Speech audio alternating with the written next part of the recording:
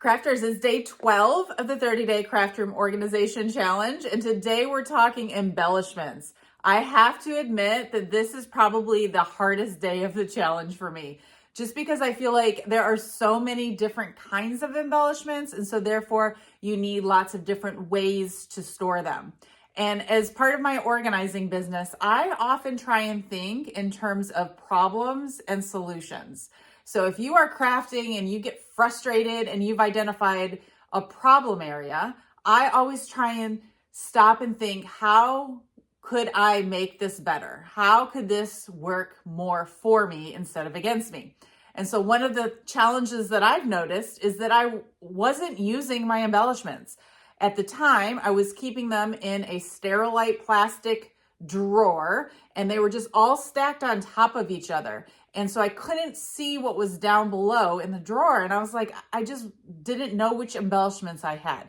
So at that time, a couple years ago, I said, I need to make a change. And so I've made a big change. And so I want to show you some of the ways that I store my embellishments. Now, first of all, sometimes Stampin' Up!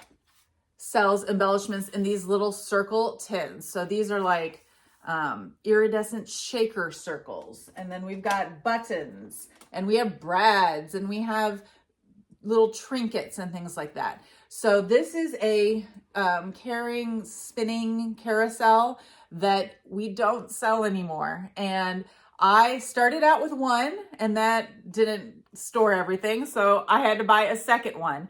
I did find these on eBay, so you might want to check there. But one recommendation, if you have these, is I just tried to label, so you can see here sequins and buttons. That way I tried to keep the columns consistent so that I wasn't like hunting all over for what I actually needed.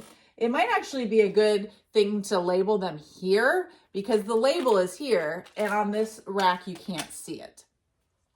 The second thing that I want to talk about is washi tape. Now, I love washi tape. I think it's just so fun and easy to add a decorative element to a card. Now, Stampin' Up! Used to sell lots of washi tape, and they really don't anymore, but I'm still going to be using it. So this is how I store mine. They all fit in these two little cubbies, and I will post the link to this below if you're interested. This is actually an eyeglass case, or for sunglasses, and I got it on Amazon. I love that it's clear acrylic, so you can see, because half of the fun is just seeing all the pretty colors, right? But then it has these dividers here so that you can store 3 pairs of glasses, or in my case, 3 rolls of washi tape. So these are good for stacking too, and then you can always put something cute on top, like a little mini die cut machine. So that's how I store my washi. Now let me show you how I store all the other gems. So after I identified the problem of storing my embellishments in the drawers, my solution was to use this spinning embellishment rack. And I've actually seen people use them for stickers as well.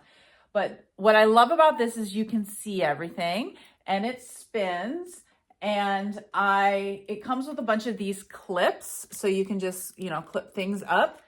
Now, I had bought mine at Hobby Lobby, and it's made by the Paper Studio, and it's called a clip and spin. However, just recently, it looks like it's no longer available. So you might have to search for that on eBay as well. But I was enjoying this. However, I had all of my embellishments on there, whether they were current or retired. And since I teach a lot of card classes where I try and use all current product, I was getting frustrated because I couldn't remember what was current and what wasn't. And so my new system was, I have labeled this as my retired embellishments up here. And then I needed a new system for my current ones. And so this is what I have. I now have one of these little bins, I think I got at the dollar store, that I labeled current. And when Stampin' Up! Sells these, they come in these like packages that look sort of like this.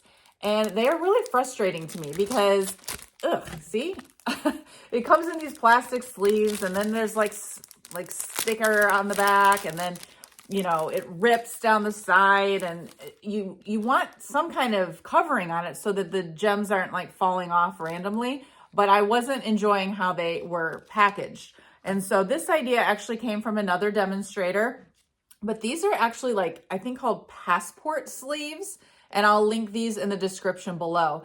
But basically, when a new catalog comes out, I make a point to order all of the embellishments in the catalog at that time. And then sometimes it does require like actually trimming the edges. You see how there's like a lot of dead space in some of these, right? So I just try and cut off this top and then trim it down so that it fits into one of these. And then I use my label maker to label the name of them. And so then when I'm preparing for a class, it's easy for me to just like quickly flip through and find like the colors that we're using on a card. And then I throw this in the bucket for us when we go to make our cards. So this has been a great system. I highly recommend it. The only problem that I'm having, and that's going to be part of today's challenge, is when I get some new ones that come out maybe as an online exclusive, they're current, but I'm just throwing them back here and I'm not putting them in the plastic sleeves as I buy them. But I at least know that they're current if they're in this bucket. So that's going to be part of what I'm doing today. If you have any other ideas, make sure you post them over in the Stamp with Cheryl Facebook group. Happy organizing. Good luck with this one, and we'll see you again tomorrow.